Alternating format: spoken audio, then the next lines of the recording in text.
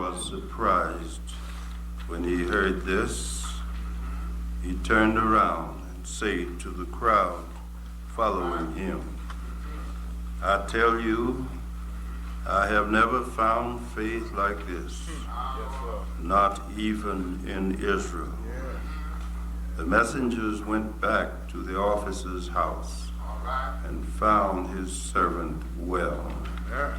In the 7th chapter of the Gospel of Luke, verses 1 through 10, we have the reading of our text, the mighty work of God in healing the centurion's servant. Jesus has just finished delivering that great message which we have come to know as the Sermon on the Mount. We said in our Sunday school lesson this morning, it was really not a sermon, for he was teaching them. He was teaching them. Jesus was a preaching teacher, not a teaching preacher. His main thing was teaching. He was known by that title, teacher. Wherever you see that word master, it means teacher. Jesus was a teacher, and he preached, but he also taught. And he finished teaching there on what we know as the Mount of Beatitudes, outside Capernaum in the Valley of Gennesaret. And then he started into Capernaum itself. And there he met a group of the elders of the synagogue. For there was a centurion, that is a Roman officer, in charge of 100 men, who had a servant whom he loved. And his servant was sick, on the verge of death. And he was concerned about his servant. And he heard about Jesus. And he did not attempt to approach Jesus, for he did not know Jesus, what his attitude would be toward him as a Gentile, a Roman. And so he went to some of the elders of the synagogue, some of the more influential Jews of Capernaum, and asked them if they would go to Jesus and ask that he would heal his servant. And so that was the mission of these elders of the synagogue. They came to Jesus and told him about the servant being sick. And they told Jesus, this man is worthy of whatever you will do for him. He's worthy, for he loves our people. And not only that, but he built a synagogue for us in Capernaum. This is the way we reason, you know. We think like that. He's worthy. He's worthy. Because he loves our people, he's worthy. Because he built a synagogue for the Jews, he's worthy. he's worthy. But you see, the elders of the synagogue, did not know a couple of things about Jesus. One is they did not know that Jesus does not deal in worthiness. He deals in grace. I thank God that Jesus will help you if you're not worthy. That's all I'm saying.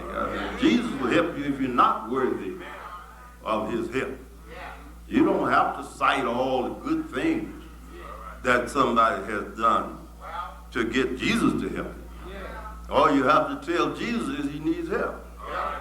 That's all. He doesn't care anything about all this. And it didn't bother Jesus about him building a synagogue.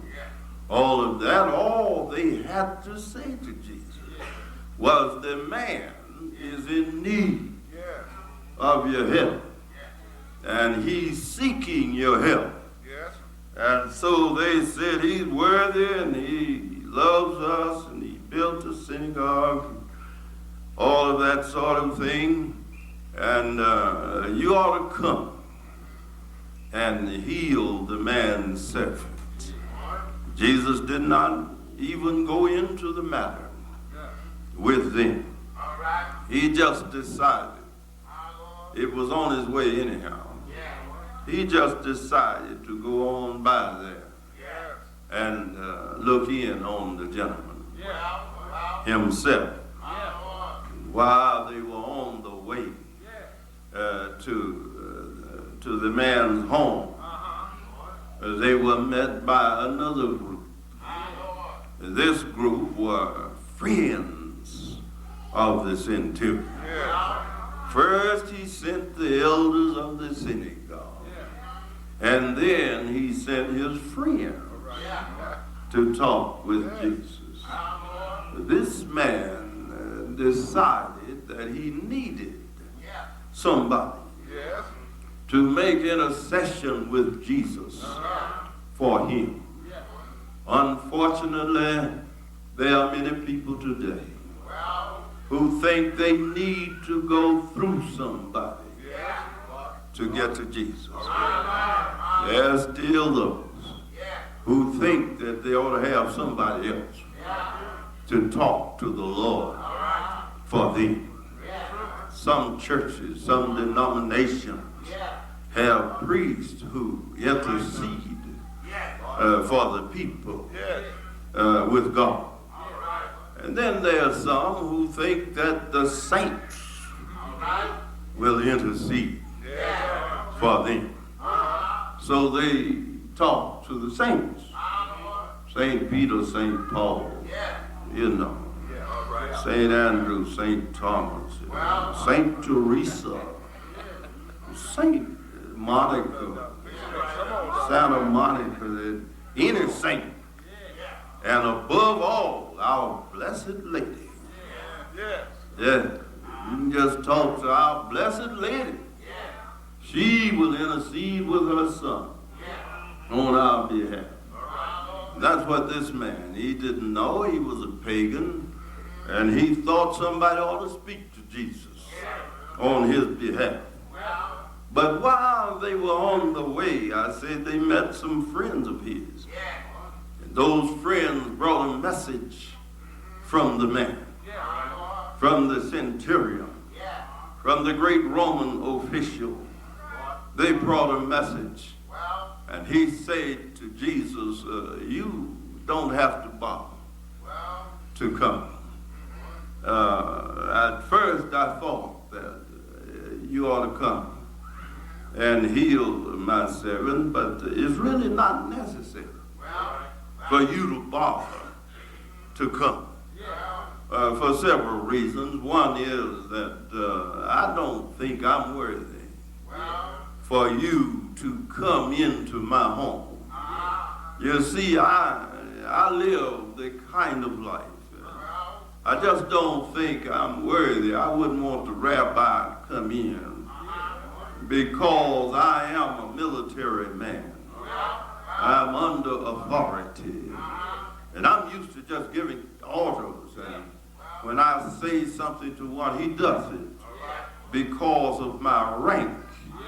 But you see, I found out just from what I've heard about you that rank works inversely with you. That the higher one's rank is, the lower he is in your esteem. And I feel like that I'm not worthy for you to come under my roof because of these circumstances. Then another reason that I don't want you to come into my home is because, you see, you are a rabbi and one steeped in the Jewish tradition. And I'm a Roman, and I don't have the same religious background that you have. In other words, I don't belong in the same church you do. I don't think it would be good for you to come into my home. You understand? I don't even call on the same God you do. So it's not necessary for you to come into my home in order to heal myself.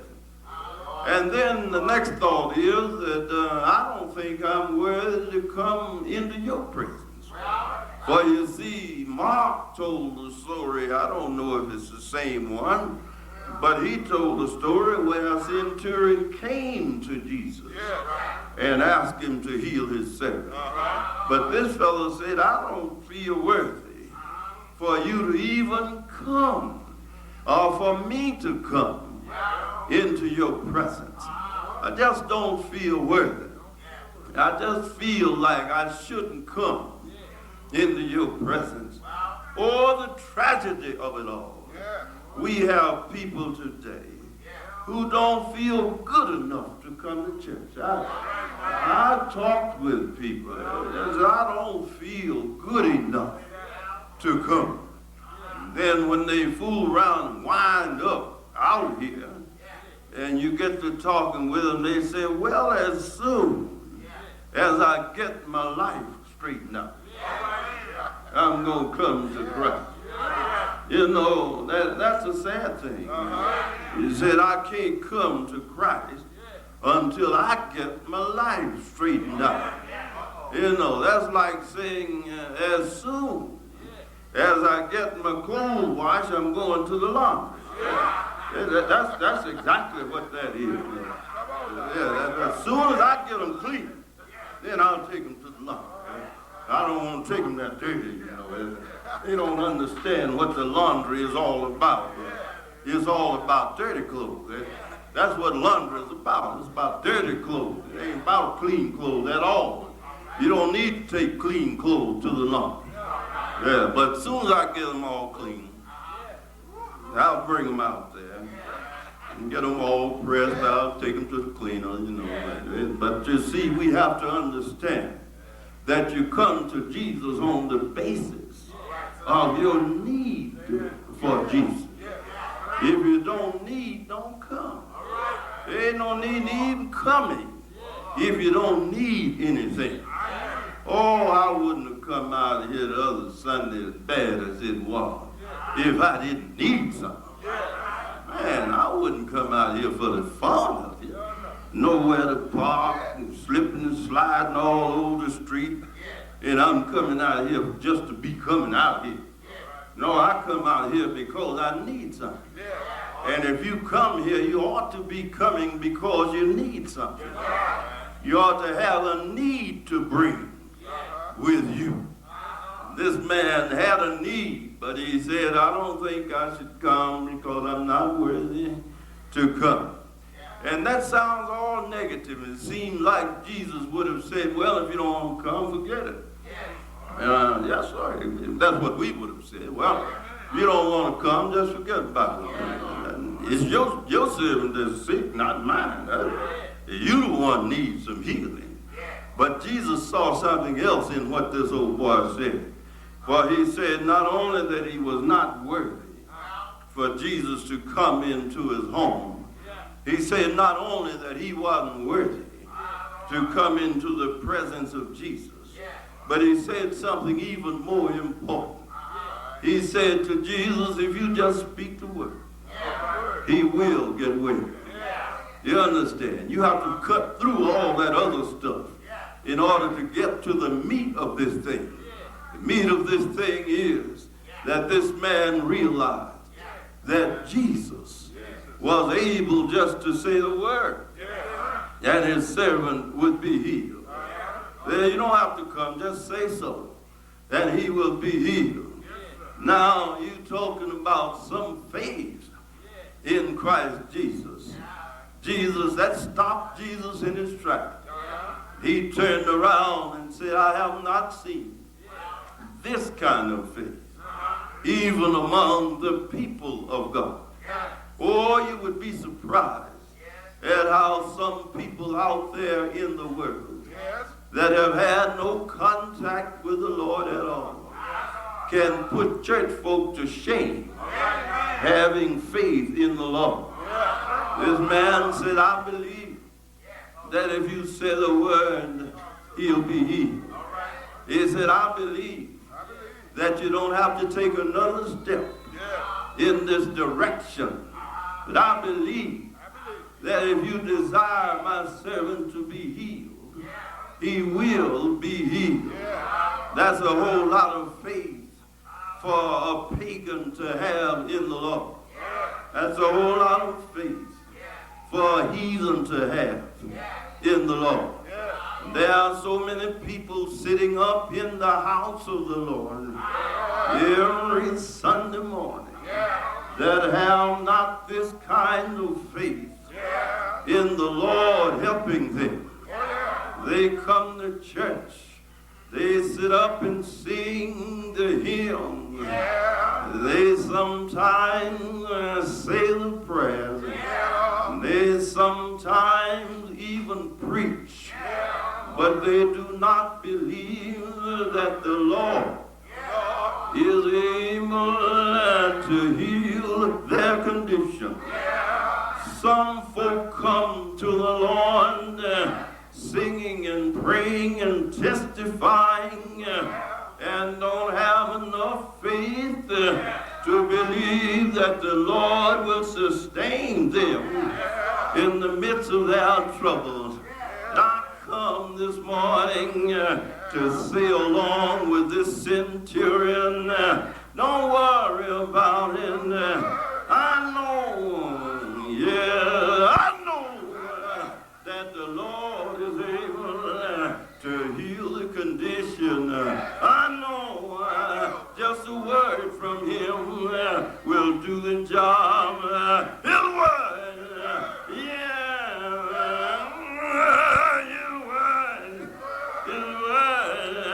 his word hung the sun out in there.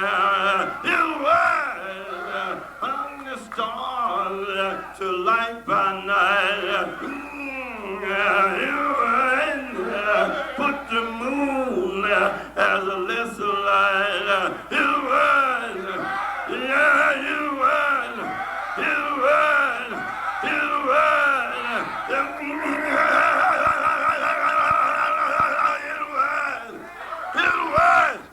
his word, raises power down here. His word, give ease to troubled mind. His word, open blinded eyes. His word, unstopped deaf ears. His word, make